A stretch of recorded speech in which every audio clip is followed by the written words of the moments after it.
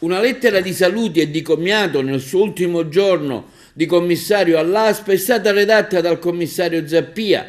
Gentili tutti, a conclusione del mio mandato e nella qualità di commissario straordinario dell'ASP di Agrigento, desidero rivolgere a ciascuno di voi un caloroso messaggio di saluto e di ringraziamento. In questi 3 anni, afferma Zappia, vissuti nel territorio agrigentino, ho avuto la possibilità di conoscere, collaborare e apprezzare tantissime persone. Ho vissuto in questa e per questa provincia non solo come commissario straordinario dell'ASP di Agrigento, ma sentendomi io stesso cittadino di questa realtà, parte di un territorio, condividendone aspirazioni, opportunità, problemi e cercando sempre di lavorare con il massimo delle mie forze e dell'impegno.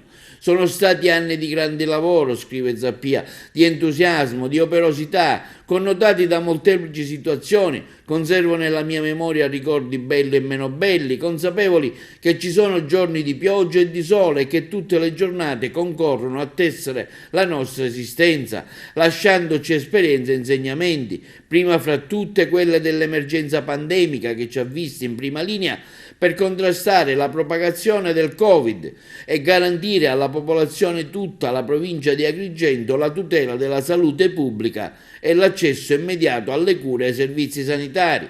Anche per questo, conclude Zappia, voglio ringraziare ciascuno di voi per la sinergia costruita e i rapporti umani instaurati che serberò per sempre nel cuore.